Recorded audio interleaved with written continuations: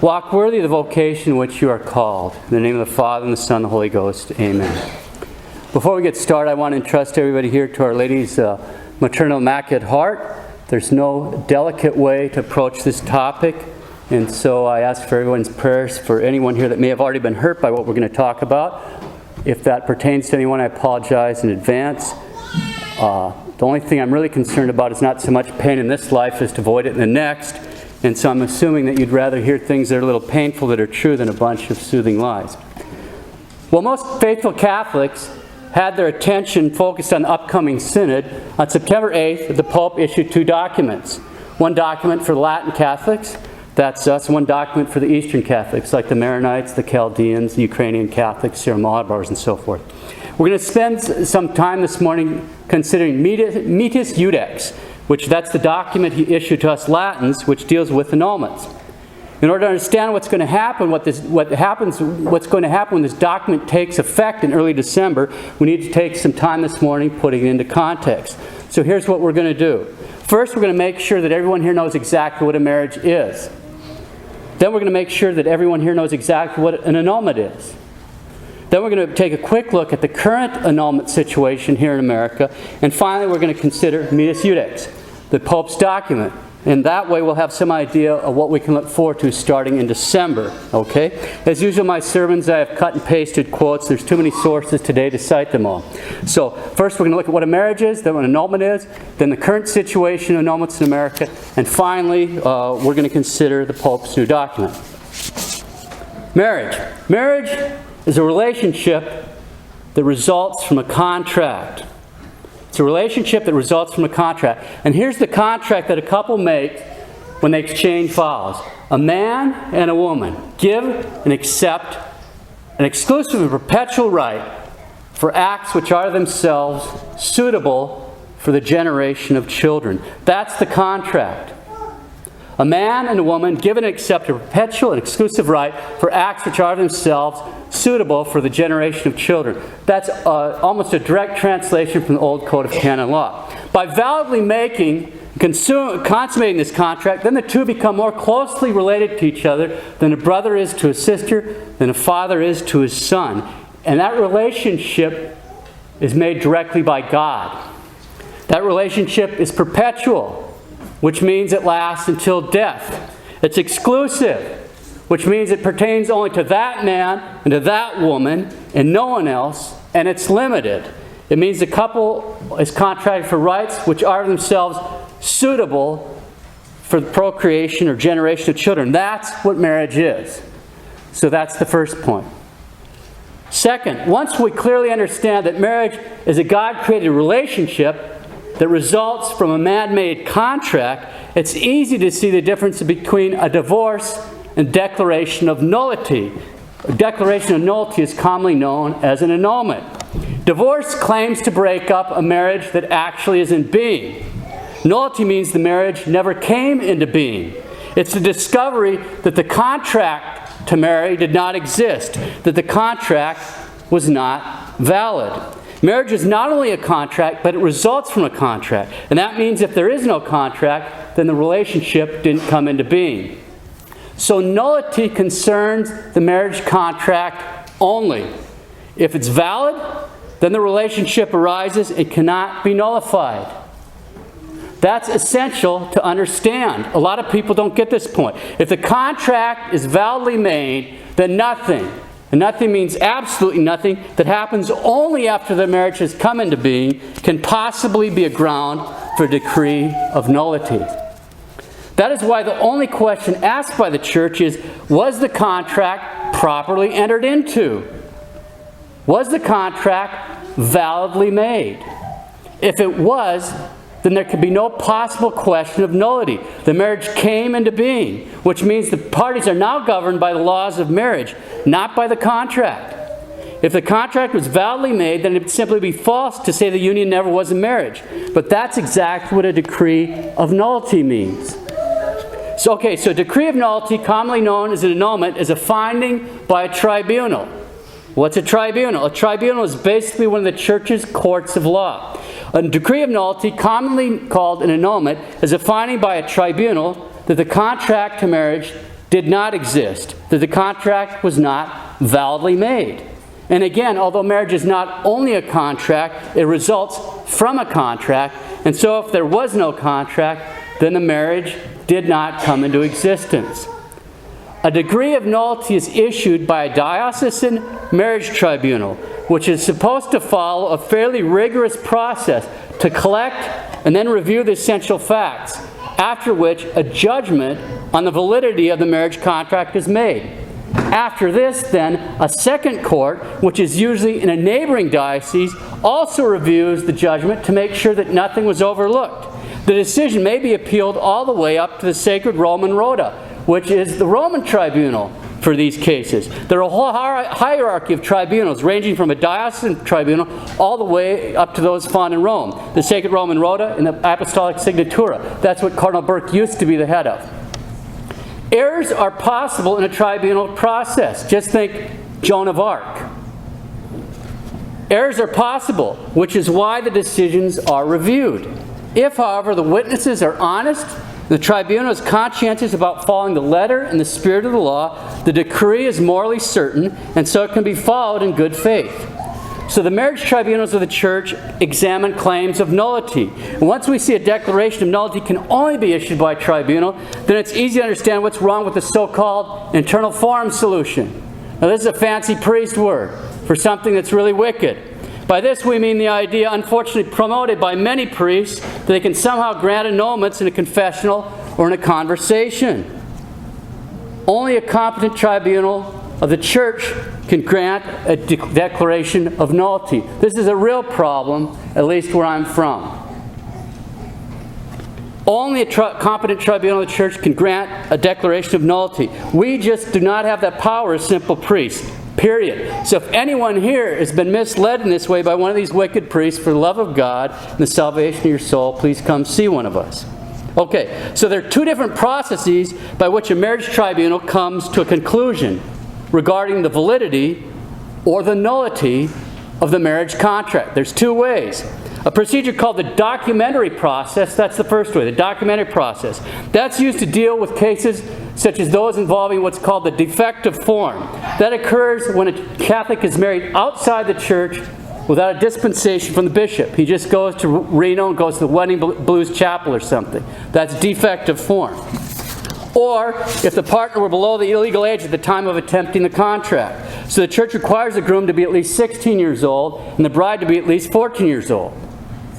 Or if they attempt marriage to a person who is validly married to someone else, and so forth. In these cases, the tribunal examines the documents and sees, for example, the Catholic couple attempted marriage outside the church without a dispensation. It's obviously invalid. There's nothing more to see. Declaration of nullity. 21% of the declarations of nullity issued in the U.S. in 2007 were by means of the documentary process. And most of those were granted for defective form. In other words, most of those were granted for Catholics who attempted to contract marriage outside the church without a dispensation from the bishop. So that's a documentary process. They just have to look at the paperwork and say, there it is. The other process is known as the ordinary process. This requires a trial to determine whether the marriage was validly contracted. These cases deal with situations like permanent impotence at the time of marriage, or claims of a shotgun wedding, or claims that one or the other of the spouses was absolutely fixed on never having children, on polygamy, or on cases where at least one of the parties was only simulating the contract for some other motive. For example, he just wanted to get legal status in a country. Or other questions that revolve around validity of the consent. In 2007, 79% of the declarations of nullity granted in the United States were granted through the ordinary process, required a trial. So 21% looking at the documents, 79% they had to have a trial and investigate the situation at consent. Now that we considered the second point, what a declaration of nullity is, let's turn to the third point, which has to do with the current situation regarding annulments in America. We'll read some tribunal statistics from the Canon Law Society of America. Now listen carefully, please.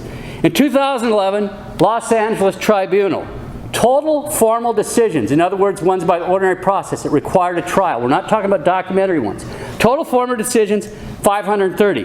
Percentage of total decisions found contrary to nullity, 0%. Or we'll walk back through that again to make sure everybody understands exactly what I just read. In 2011, the LA Tribunal rendered 530 decisions regarding the validity of marriage contracts in the ordinary process. The percentage of those total decisions, the percentage of those 530 decisions which were found contrary to nullity was 0%. When we're giving the percentage of those contrary to nullity, this is the same as saying the percentage of cases in which the marriage was valid. In other words, 100% of the 530 decisions of the LA Tribunal in 2011 resulted in a declaration of nullity. Not one of the cases, not even one, was seen as resulting in a valid marriage. Okay? So let's keep going. 2011, the Cleveland Tribunal. Total form of decisions, 277. Percent of total decisions found contrary to nullity, 0%. 2011, the Pittsburgh Tribunal. Total form of decisions, 216. Percentage of total decisions found contrary to nullity, 0%. I would have to read a list of 42 diocesan tribunals before the percentage climbed from 0% to a whopping 1%. In other words, in 2011, in 42 dioceses, 100% of the cases tried were found to be null. I think you get the idea. There's 10 pages of these statistics here. 10 pages. 10 pages. So what's the message here? In dioceses like these, it seems to be, you show up with your divorce, and we'll give you the annulment. Instead of calling these tribunals, a more accurate term might be annulment mills. When I think about this, I just can't get the first secret out of my mind. Before we leave this point, let me read data from the last 3 tribunals listed in these 10 pages. Listen carefully. 2011, the St. Paul Minneapolis Tribunal. Total form of decisions, 151. Percentage of total decisions found contrary to nullity, 30%. 2011, the Colorado Springs Tribunal. Total form of decisions, 35. Percentage of total decisions found contrary to nullity, 31%. 2011, Fort Wayne South Bend Tribunal. Total form of decisions, 63. Percentage of total decisions found contrary to nullity, 33%. So 2 possibilities come to mind. Either the people who get married and live in St. Paul and Minneapolis, or Colorado Springs, or Fort Wayne and South Bend are significantly different than all other Americans. Or else the tribunals are significantly different. I don't think you need me to point out which one is more likely. Let's not forget. How could we possibly forget that American tribunals actually require a civil divorce? I have literally no idea how this can be reconciled with the clear teaching of the Church in this very grave matter. St. John Paul II, and I quote, "Pastoral activity must support and promote indissolubility. One cannot give in to the divorce mentality." Close quote, the Vicar of Christ. Since annulments are not even considered without a civil divorce, it's obvious that the prospect of an easy annulment could easily encourage couples in a rocky marriage to break up. And it's easy to see how this could also tempt someone to think, hey, if there's so many invalid marriages, maybe my marriage wasn't valid either. And to the degree that that sort of impression becomes more and more widespread in the general Catholic population, to that very degree, the stability and security of everybody's marriage is threatened. Because it's just shaking the foundations there. Let's reflect on a few more statistics. In the year 2007, in 140 nations and territories around the world, there was not a single declaration of nullity for reasons of defective consent. In that same year, 37 other nations around the world granted between 1 and a dozen declarations of nullity on defect of consent grounds. But here in the United States of America, of the almost 28,000 declarations of nullity granted in 2007 by the ordinary process, 99.6% were granted for reasons of defect of consent. In a study of a full decade of decisions reviewed by the Sacred Roman Rota, at least 92% of the American defective consent cases were overturned. Okay, so properly understood, what exactly does defective consent mean? Remember, we have to consent to make the contract. Now remember, for invalidity, we are only talking about defective consent at the moment of making the contract, because that's the only thing an annulment pertains to. A declaration of nullity pertains to what happened right there when they exchanged vows. That's it. If the vows weren't validly exchanged, no contract. That's all. That's why if they go to Wedding Booths Chapel, it can't happen. They have to be there. And what has happened? So what's defective consent? St. John Paul II explains that the only incapacity in giving consent invalidates a marriage, and only the most severe forms of mental illness substantially impair the freedom of the individual. Benedict XVI elaborated on this by explaining that in order for that incapacity to be established before the marriage tribunal, a specific serious mental illness which seriously impairs the use of reason or the will had to be present before the attempted marriage. Okay, so we're talking severe mental illness. Properly understood, then, defective consent refers to someone who's out of his mind, literally not in his right mind, at the moment of exchanging vows because of a pre-existing condition. This would also include, by the way, someone who's extremely drunk or high at drugs when they come up there. Okay, at the moment of exchanging vows. And yet, here in the U.S., in 2007, of the almost 28,000 declarations of nullity found by the ordinary process, 99.6% were for defective consent. One of the most amazing implications of these statistics is that somehow these serious psychological incapacities, which allegedly severely impaired the use of reason on the part of one or both partners, were completely invisible to the very people responsible for God and man to make sure the contract's validly entered into. The priest isn't up there for nothing, and neither are the two witnesses. So, they're there to make sure this contract is seriously and soberly made. The priests and the witnesses. And yet years and even decades later, our American tribunals can somehow hone in and detect these previously unknown and in fact invisible psychological states. It's just spectacular. These defective consent cases raise even more serious questions. Let's suppose these reasons are true. We'll just consider the men. If there actually be such an immense pool of men who are apparently unable to contract marriage because for some reason they can't validly give consent to such a contract, since we priests are drawn from exactly the same pool of men as all the grooms, then it would only be logical to conclude that there would be a correspondingly immense number of priests here in the United States who, although they went through the rite of ordination, nonetheless were unable for some reason to give consent to actually being ordained. But if that were true, since an invalidly ordained man does not become a priest, then except for the baptisms he performs, he wouldn't be able to confect any of the other sacraments. He wouldn't be able to say Mass, because he wouldn't really be a priest. He wouldn't be able to absolve sins, since he wouldn't really be a priest. He wouldn't be able to give the last rites, since he wouldn't really be a priest. In fact, the sacraments would suddenly vanish virtually everywhere throughout our fair land. And yet, worse yet, there'd be no way for any of us to tell. But it's just not possible. God didn't make things that hard. We knew what we were doing when we got ordained, and most of these men knew what they were doing when they got married. There are other consequences of this sort of rubber stamping by tribunals. Again, there's no delicate way to put any of this. When tribunals spew out decrees of nullity for 100% of the cases put forward, it's a screaming injustice for everyone. And it makes it very difficult for couples with even the most solid cases to have that peace of soul in knowing that their situation has been dealt with the kind of seriousness and rigor that it needs to be. The kind of tension that they need for such a delicate and painful matter.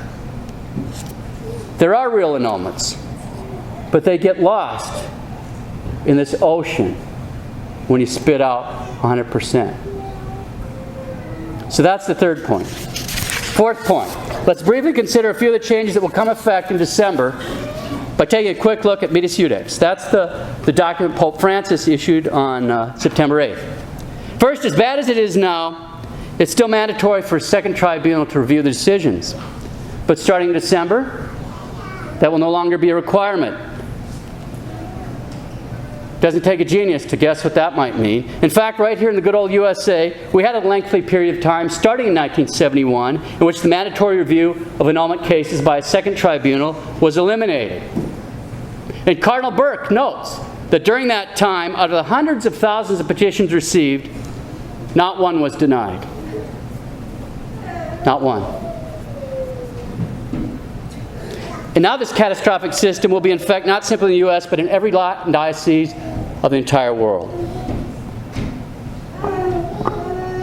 It gets better. Starting December, we'll have fast-track annulments.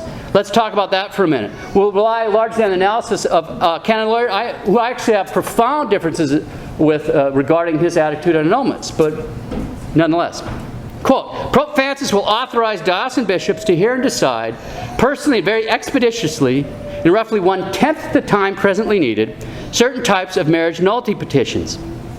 The Pope lists 10 or 12 factors that enable an annulment petition to which the parties agree to be heard in a fast-track process. These factors are simply examples of things enabling an annulment case to be heard quickly. Now here are a few listed by the Pope. Brevity of marriage life. In other words, the marriage broke up quickly.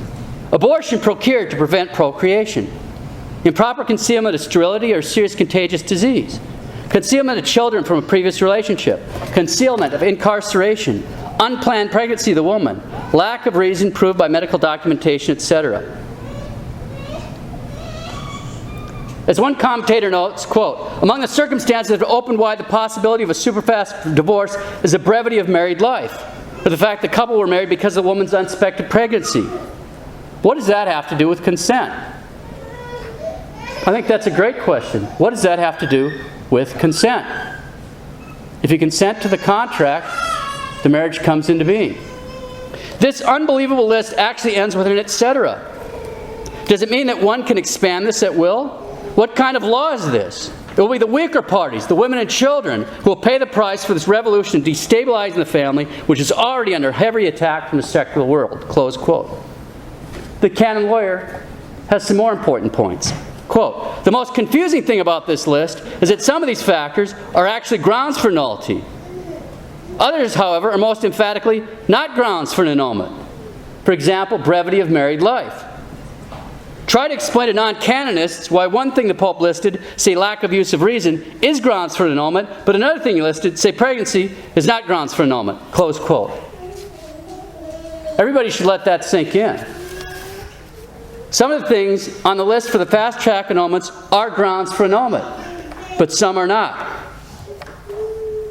And as this canon lawyer quite rightly points out, try to explain to the average Catholic why some of the things the Pope listed as grounds for fast-track annulments aren't grounds for any sort of annulment at all. It puts priests like me, priests that are trying to be faithful to teaching of Christ himself, at odds with what the document the Pope's issued. Because I am at odds with it. Who's going to believe guys like me? My marriage broke up quickly. The Pope says it's grounds for annulments, Father, right here in the document.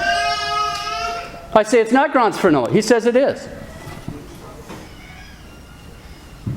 People don't know annulment has to do with the contract. The canon lawyer has more to say. Now listen to this. Quote, worse, many married couples have experienced one or more of these events in their lives. Unfortunately, this has already started. People with any of these factors in their lives are going to wonder, logically and sincerely, whether their marriage may be null. They will worry, for example, whether the fact that she was pregnant at the time of the wedding means that their marriage is null. If not, why does it mean that an annulment case could be heard more quickly? Or if he was not very active in the faith when they married, did he just pretend, simulate his wedding promises? Many of these cases are highly dependent on fact analysis. That is to say, what is improper concealment of infertility? What counts as incarceration? And so one must ask, how are such cases reliably to be investigated, considered, and decided by a bishop, a man with about 100 other things to do at any given time, in a matter of a few weeks? Close quote. How are such cases to be reliably investigated, considered, and decided by a bishop in a matter of a few weeks? How are they to be reliably investigated, considered, and decided by a bishop in a matter of a few weeks? It's easy to answer. For the most part, they won't be.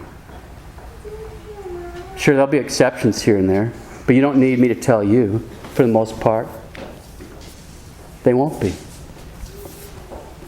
We've already seen the majority of tribunals here in the United States are annulment mills. There's no reason to think this is going to be any different, and every reason to think it's going to be far, far worse. That's not just me talking. On September 8th, the day of the release of Midex Judex, an article was published in l'Osservatore Romano. Now that's the Vatican daily newspaper. This is the newspaper of the Vatican City. And the article was written by the president of the commission the Pope set up to write this document. And he's explaining the document.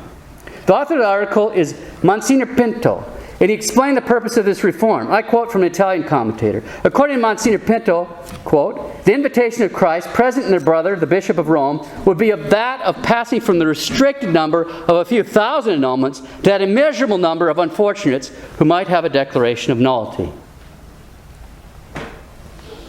That Christ wanted an immeasurable number of annulments is completely unheard of. Up until now, until Benedict XVI, the ecclesiastical tribunals had always been reproached by popes because they were too indulgent in recognizing annulments. With Pope Francis, everything has been overturned, and they're now attacked for the opposite reason. Now, large-scale annulment factories are to be set up, close quote. The canon lawyer explains one last feature. Quote, charging any fees for annulment was a constant public relations problem for the Church. It seems like annulments are now supposed to look free. Close quote. Okay, so they won't be required, in the short, they won't be required to have a second tribunal review the decisions. There will be fast-track annulments, and they will be free. From a pastoral point of view, I consider this the most frightening thing I have seen coming out of Rome. I hope I'm wrong. I really hope I'm wrong. But I'm scared of the destructive effect of a document like this. I think we're going to see a global flood, a tidal wave of so-called annulments. Millions and millions. Millions. I just can't get the first secret out of my mind. We close with a thought from an Italian commentator. Sister Lucia, the Fatima visionary, one day said to Cardinal Caffaro, quote, Father, there will become a time when Satan's decisive battle with Christ will be over marriage and the family. Close quote. That's Sister Lucia. Father, there will come a time when Satan's decisive battle with Christ will be over marriage and the family. This is it.